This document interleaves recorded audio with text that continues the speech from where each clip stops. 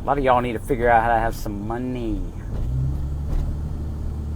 I just sold those watches, by the way. Somebody in the group bought them. Thank you very much. Appreciate it.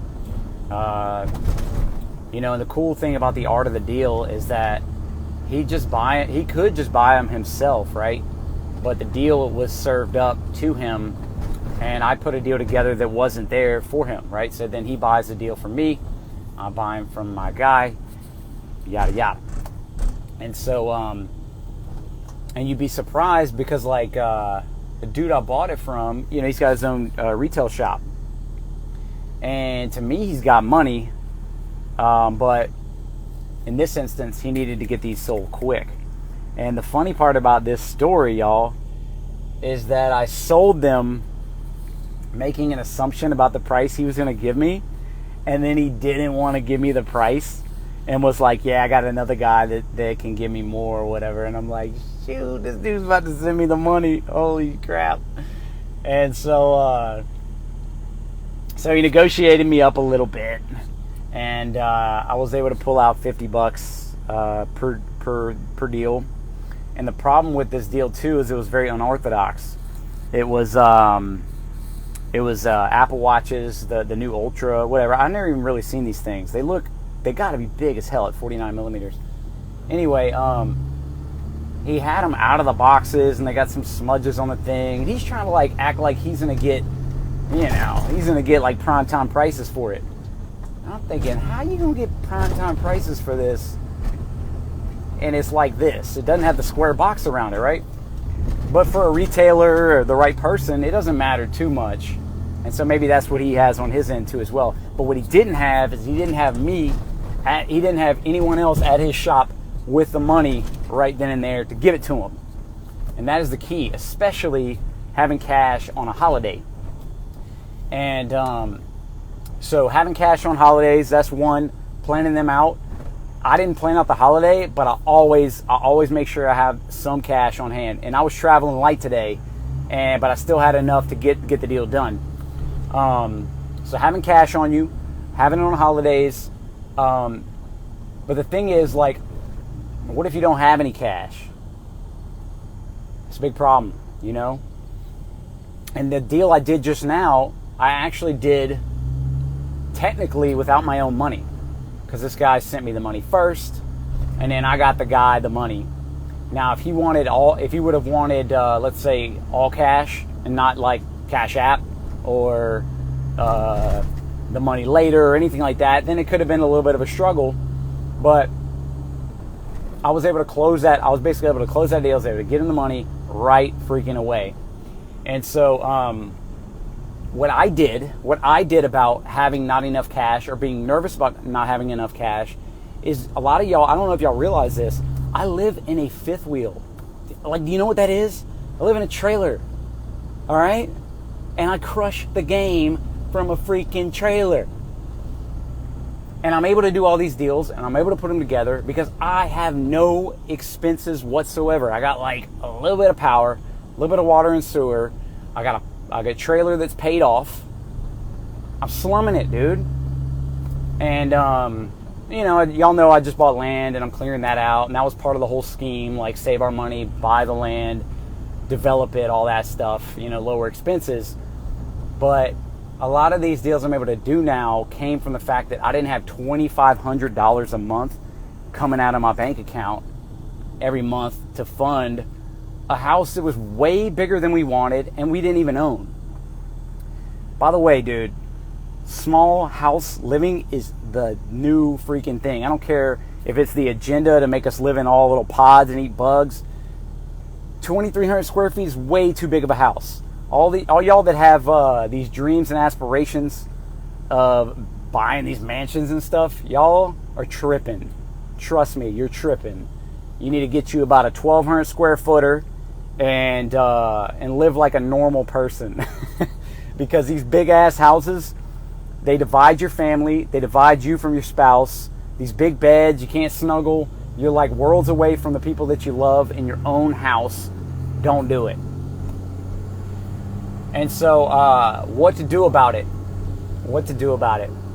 You got to lower your expenses one way or another. And if that means buying a freaking tiny home and going in there, all I'm saying is don't act like you got money by living in a big house when you ain't got money and you got a big house. It's ridiculous.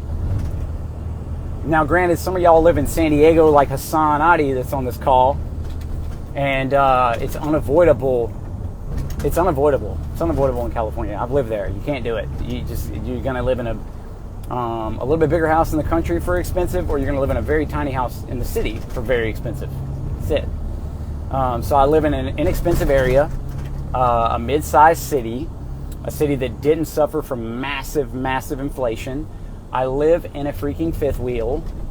I don't buy anything. I don't have aspirations of buying anything anytime soon. I own everything I own. It's owned and I own it. I don't have bills on stuff. I don't have finance charge bills. None of that crap. None of that. So I'm living by example. And then the other thing you got to do about it is people hit me up because I post like, hey, I'm going to give you some money. Well, the catch is I'm going to ask you some questions. I'm going to ask you questions because I want to know if I can actually help you. Are you broke now? And are you going to be broke next month because of mistakes that you don't see that are mistakes? And I coached a guy recently, I think he might even be on this call. I said, bro, you have the keys to do what you need to do. And as soon as you make a little bit of money, then you take a little bit of time off. Life is not a balance. Life is extremes.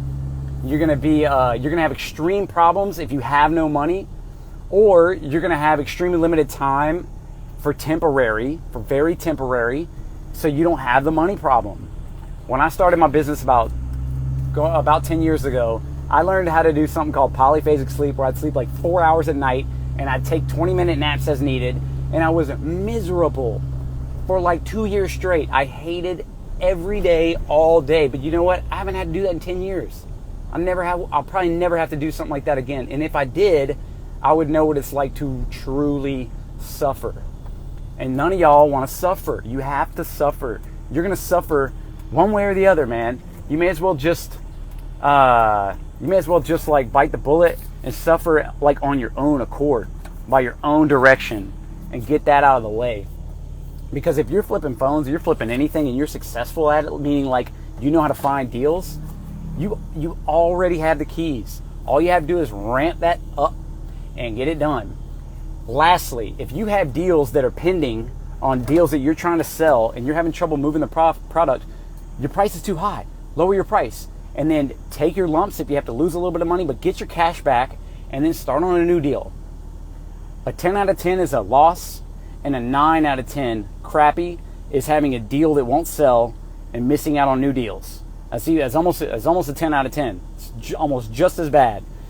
So people don't just not want to buy your stuff, but people also they're not even going to click on your listing if it's too high. And then when they don't click and the next guy doesn't click, it gets deranked and no one sees your stuff. And then the only people that happen to see it are from like Nigeria or whatever, and then they're lowballing the crud out of you and you never sell it. And then we have this problem where you have assets or potential assets that are sitting there and you need the money. Your family needs the money. And so some of y'all temporarily need to work way harder. You need to be way more miserable. Your life needs to suck like it's never sucked before temporarily. And these problems will go away.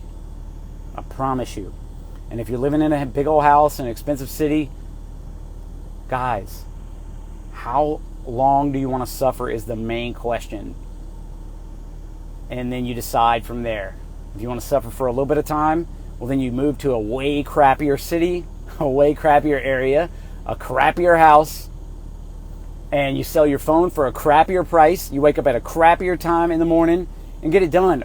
I shouldn't be on here ranting about motivational stuff, guys. You already know the methods. That's all you need.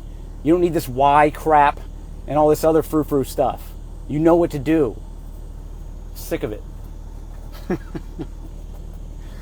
All right, y'all. It's Friday, and it's a holiday apparently. So I'm gonna go. Peace.